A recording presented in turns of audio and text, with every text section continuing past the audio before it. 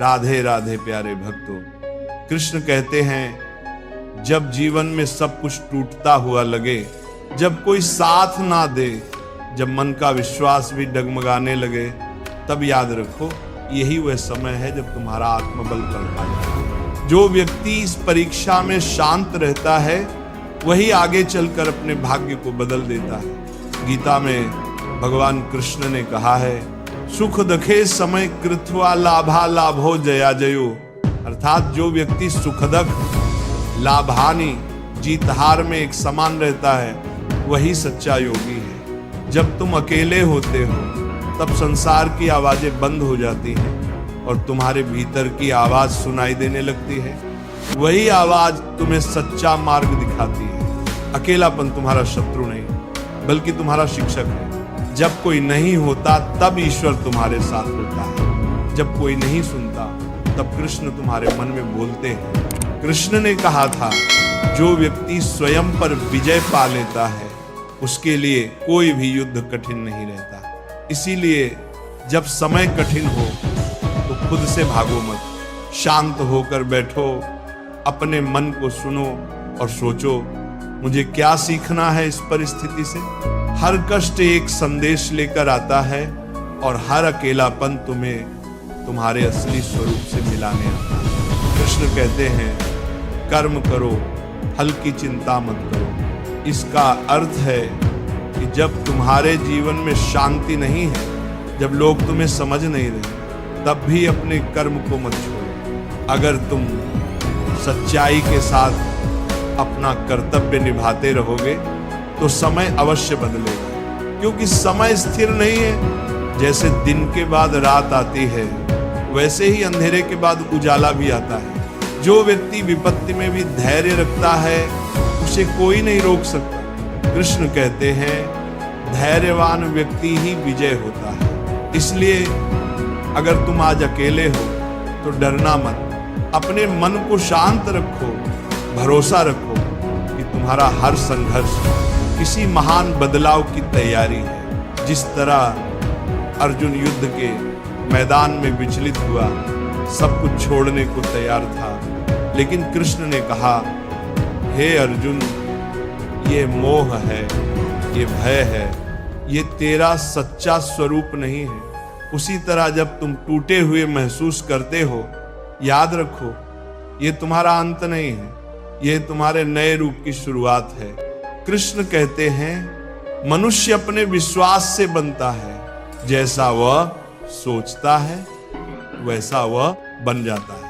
अगर तुम सोचोगे कि अब कुछ नहीं हो सकता तो वाकई कुछ नहीं होगा, लेकिन अगर तुम ये मान लोगे कि समय बदलेगा तो ब्रह्मांड खुद तुम्हारे पक्ष में काम करना शुरू कर देगा। इसलिए जब अकेले हो शिकायत मत करो। ये वह समय है जब ईश्वर तुम्हें खुद से मिलाना चाहता है। शांत होकर बैठो, श्वास को देखो, मन को देखो और भीतर से कहो, जो हुआ अच्छा हुआ, जो हो रहा है अच्छा हो रहा है, जो होगा वो भी अच्छा ही होगा। ये वह दृष्टि है जो मनुष्य को अंधकार से प्रकाश की ओर ले जाती है। कृष्ण का संदेश बहुत सीधा है, धैर्य रखो, अपने कर्म करते रहो और विश्वास रखो कि समय अवश्य बदलेगा, क्योंकि ईश्वर देर से देता है पर देता जरूर है। आज तुम अकेले हो, लेकिन कल यही अकेलापन तुम्हें इतना मजबूत बना देगा कि लोग तुम्हारे अनुभव से प्रेरणा लेंगे। तो जब भी मन टूटे, याद रखना कृष्ण तुम्हारे भीतर ही हैं, जो कह रहे अकेले हो तो शांत होकर सुनो, समय जरूर बदलेगा। कृष्ण कहते हैं, जब व्यक्ति अकेला होता है तो उसे लगता है कि दुनिया ने उसे भुला दिया है, लेकिन सच्चाई ये है कि उसी क्षण ईश्वर उसे गहराई से तराश रहा होता है। जैसे सोने को गहना बनने से पहले आग में तपना पड़ता है, वैसे ही मनुष्य को भी अपनी असली चमक पाने के लिए एकांत और कठिनाई की अग्नि से गुजरना पड़ता है। उदाहरण के रूप में सोचो, अर्जुन जब युद्ध भूमि में खड़ा था तब उसके अपने ही रिश्तेदार सामने थे। वह अकेला महसूस कर रहा था, भ्रम में था और सोच रहा था कि क्या उसे युद्ध करना भी चाहिए या नहीं। तब भगवान कृष्ण ने कहा, अर्जुन तू अकेला नहीं है, तेरे साथ तेरी आत्मा है, तेरे साथ धर्म है और तेरे साथ मैं हूं। उस पल अर्जुन ने समझा कि अकेलापन कमजोरी नहीं है, बल्कि अपने सच्चे उद्देश्य को पहचानने का अवसर है। जब अर्जुन ने शांत होकर कृष्ण की वाणी सुनी तो उसके भीतर का अंधकार मिट गया और वही अर्जुन जिसने सब छोड़ देने की बात की थी, आगे बढ़कर अपने धर्म का पालन किया। इसी तरह जीवन में जब तुम अकेले होते हो, जब कोई नहीं होता जो तुम्हें समझे, तब याद रखो कि यह समय तुम्हें भीतर से मजबूत बना रहा है। एक किसान की तरह जो बीज बोने के बाद महीनों तक धैर्य रखता है, क्योंकि उसे पता है कि मिट्टी के भीतर कुछ अदृश्य हो रहा है। वो रोज खेत को देखता है, पानी देता है, पर बाहर से कुछ नहीं दिखता। फिर एक दिन अचानक वही बीज अंकुर बनकर धरती को चीर देता है। तुम्हारा जीवन भी वैसा ही है। अभी भले ही कुछ नहीं दिख रहा, लेकिन भीतर परिवर्तन हो रहा है। कृष्ण कहते हैं, कर्मण्येवाधिकारस्ते मा फलेषु कदाचन, यानी तुम्हारा अधिकार सिर्फ कर्म करने पर है, फल पर नहीं। इसका मतलब यह है कि अगर आज तुम्हारे प्रयास का परिणाम नहीं दिख रहा तो भी मत रुको। जैसे एक कलाकार दिन रात मेहनत करता है, अभ्यास करता है और कई बार असफल भी होता है, पर वो जानता है कि अभ्यास ही सफलता की नींव है। एक दिन वही कला उसे सम्मान, पहचान और सफलता देती है। अगर वह बीच में हार मान लेता तो शायद वह कभी नहीं जान पाता कि वो कितना महान हो सकता है। ठीक उसी तरह जब जीवन तुम्हें अकेला कर दे तब भागो मत, शिकायत मत करो। कृष्ण कहते हैं, अकेलापन ही वह जगह है जहां आत्मा और परमात्मा का मिलन होता है। जब कोई नहीं सुनता तब अपनी आत्मा को सुनो। जब कोई साथ नहीं देता तब अपने कर्म को साथी बनाओ। समय बदलेगा, पर उससे पहले तुम्हें खुद को बदलना होगा। हर कठिन समय तुम्हारे भीतर छिपे अर्जुन को जगाने आता है।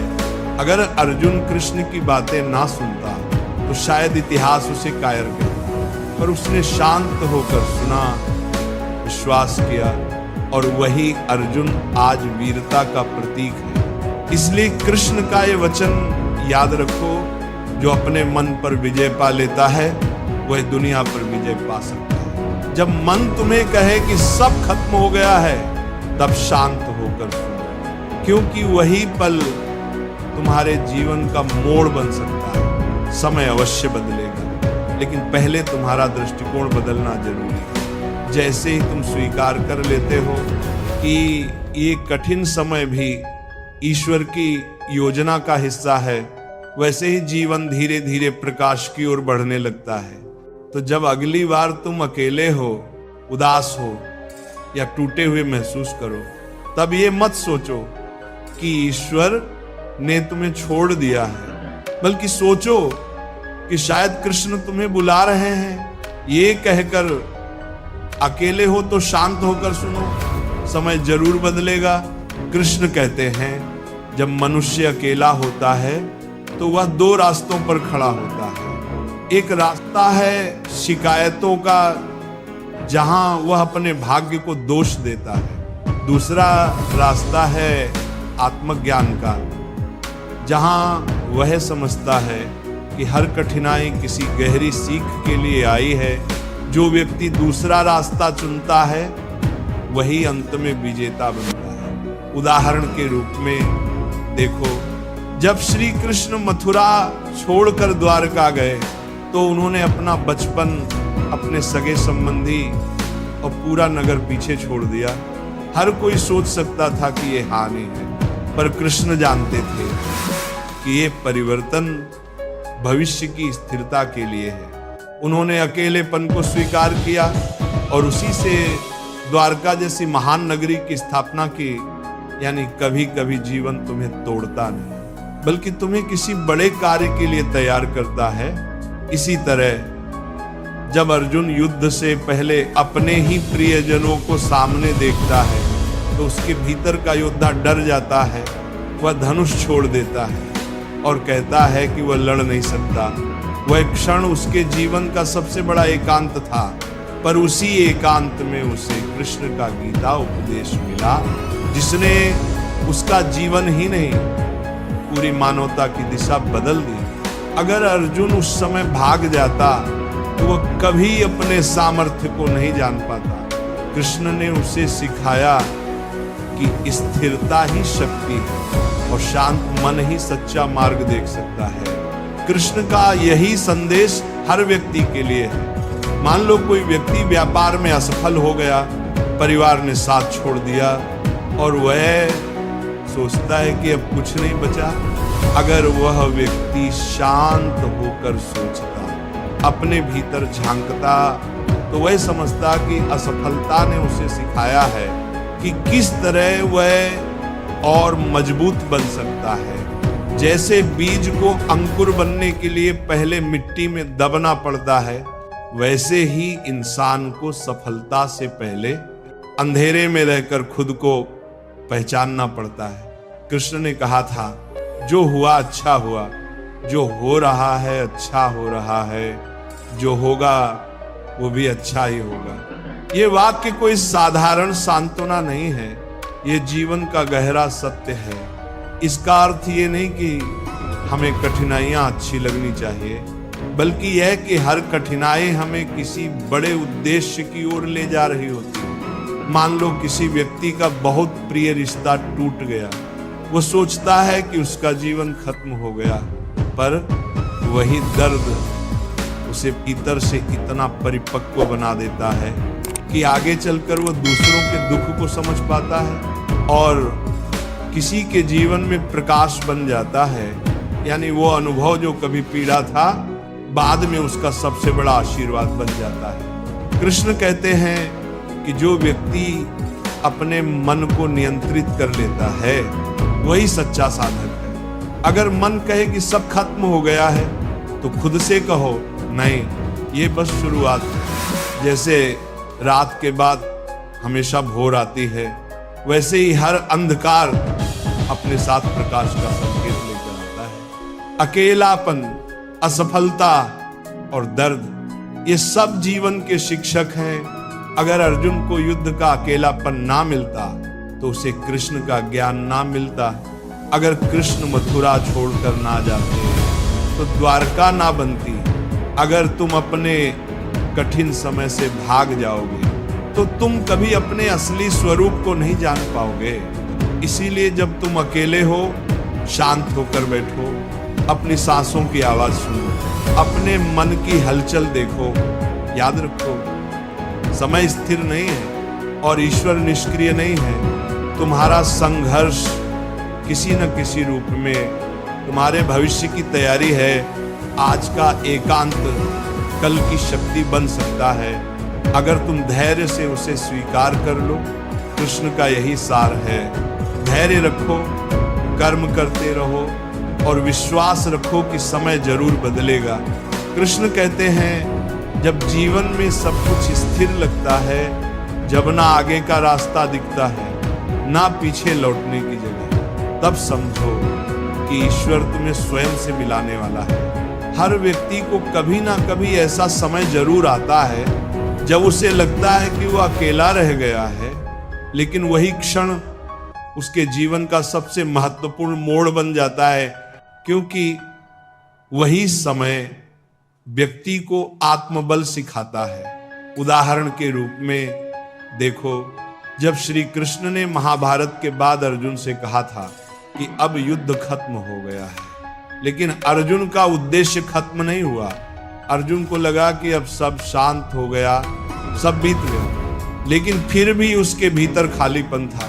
कृष्ण ने कहा, अर्जुन, ये मौन ही तेरी नई यात्रा की शुरुआत है। कभी कभी जब जीवन में शोर खत्म हो जाता है तो भीतर की सच्ची आवाज सुनाई देने लगती है। अगर अर्जुन उस समय अपने भीतर झांकने का साहस न करता तो वह अपने जीवन के गहरे अर्थ को नहीं समझ पाता। इसी तरह जब श्री राम वनवास गए तो वह भी अकेलेपन का ही समय था।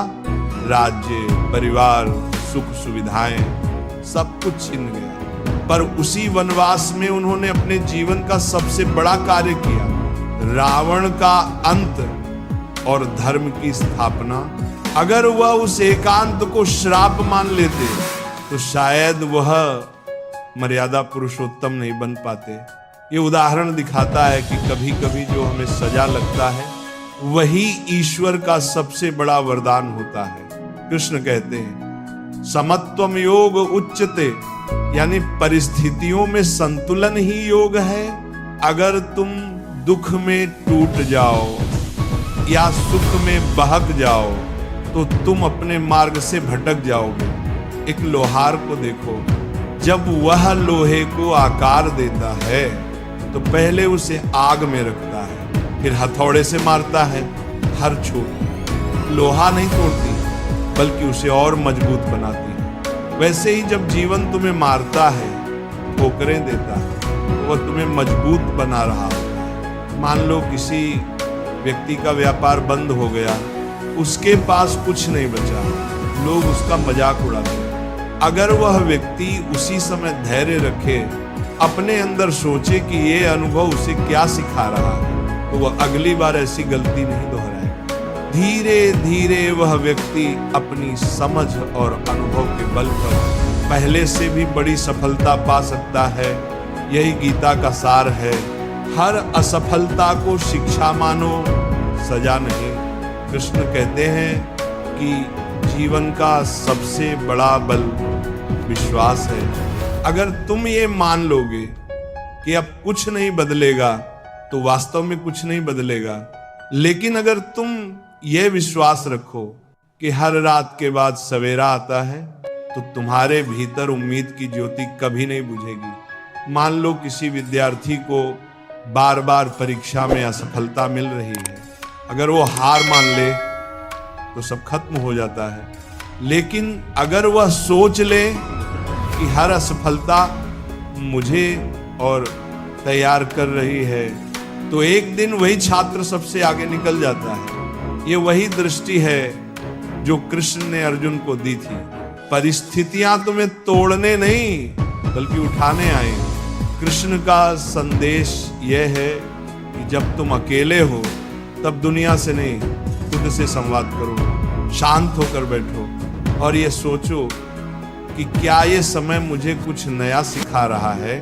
कभी कभी मौन में मिलने वाले उत्तर सबसे सच्चे होते हैं। जो व्यक्ति धैर्य रखता है वह देखता है कि धीरे धीरे बादल छंटते हैं और सूरज फिर से चमकने लगता है। इसलिए जब तुम अकेले हो, जब कोई नहीं है जो तुम्हें समझे, तब भी खुद पर और अपने कर्म पर विश्वास रखो। कृष्ण का वचन है धैर्य रखो, अपने धर्म पर अड़िग रहो, क्योंकि समय बदलना निश्चित है। आज का अंधकार कल की ज्योति का संकेत है। बस तुम्हें स्थिर रहना है और विश्वास नहीं खोना। याद रखो, कृष्ण हमेशा उसी के साथ हैं जो शांत होकर सुनता है और सच्चाई के मार्ग पर डटा रहता है। कृष्ण कहते हैं जब मनुष्य अपनी परिस्थिति को बदल नहीं पाता तब उसे उस परिस्थिति को समझना चाहिए।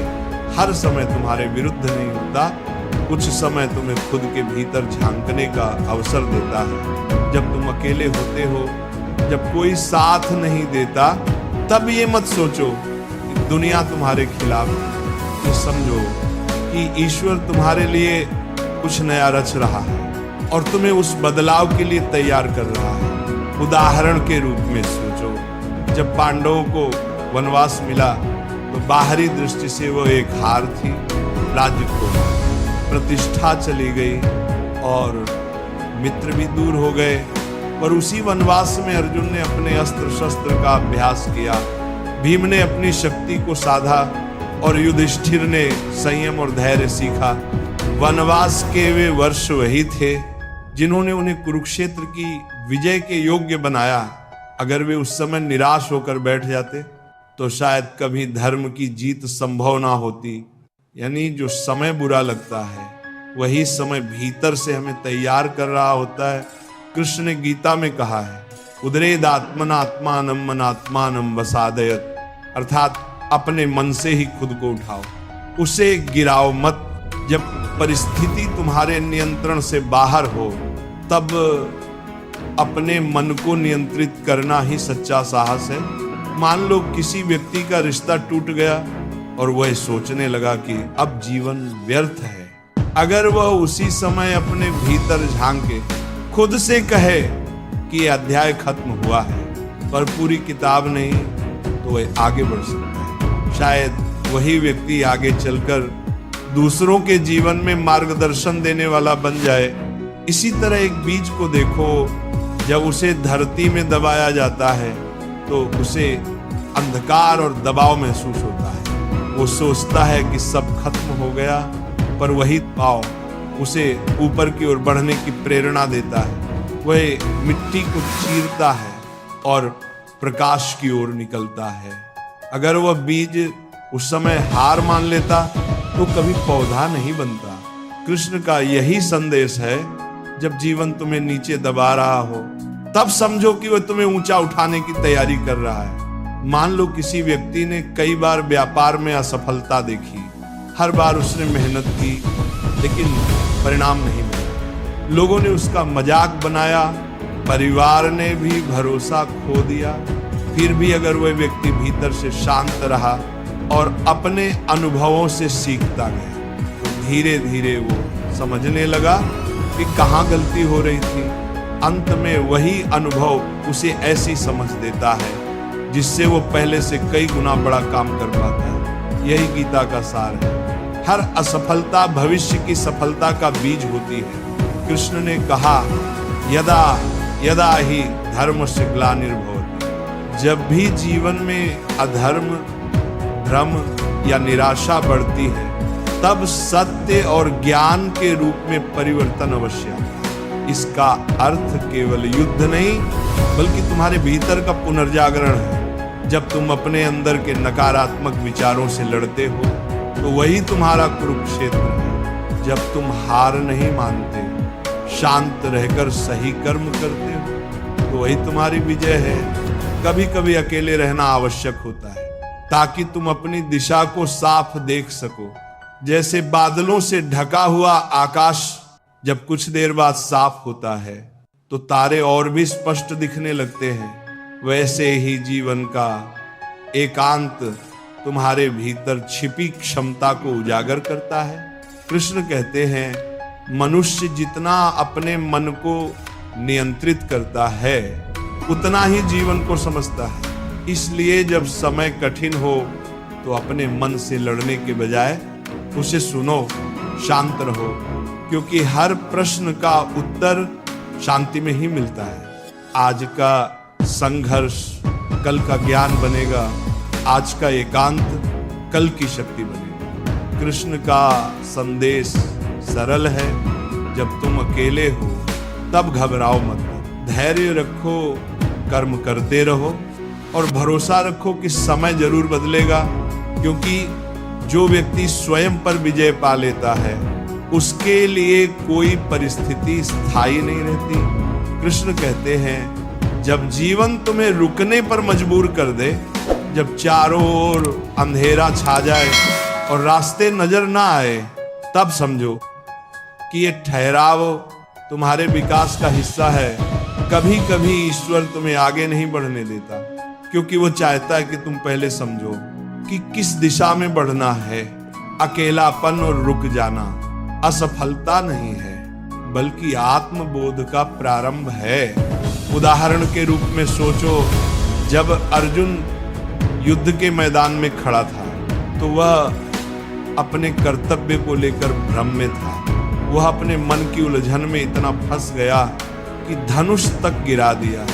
कोई कहता है, हे माधव, मैं लड़ नहीं सकता। उस समय कृष्ण ने युद्ध नहीं रोका, बल्कि अर्जुन को उसकी भीतरी शक्ति का ज्ञान कराया। उन्होंने कहा, तेरा शत्रु बाहर नहीं, तेरे भीतर है। यानी अर्जुन का असली युद्ध उसके मन से था, ना कि कौरवों से। जैसे ही अर्जुन ने भीतर का भ्रम छोड़ा, वैसे ही उसका साहस लौट आया।